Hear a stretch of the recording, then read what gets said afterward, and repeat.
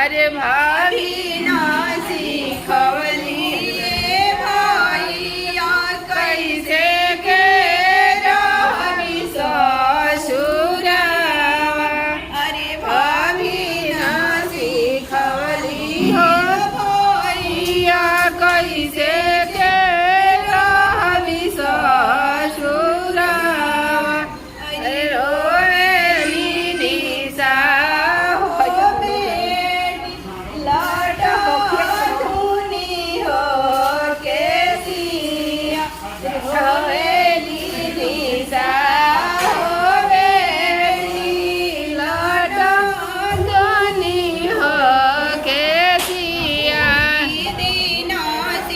खवली हो जीजाजी कैसे के रहबी ससुरावा।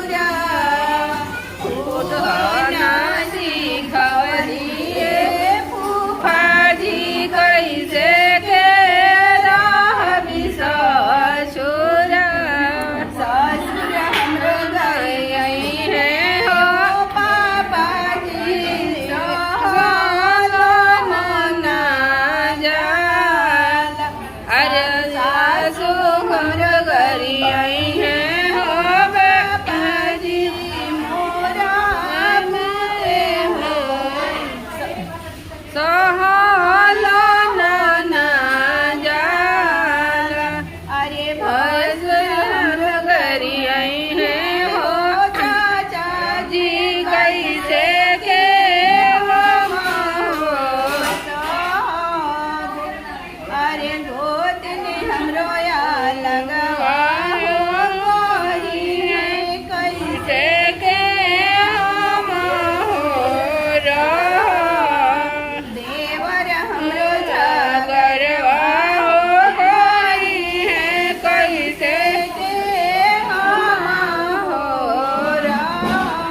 अरे नाना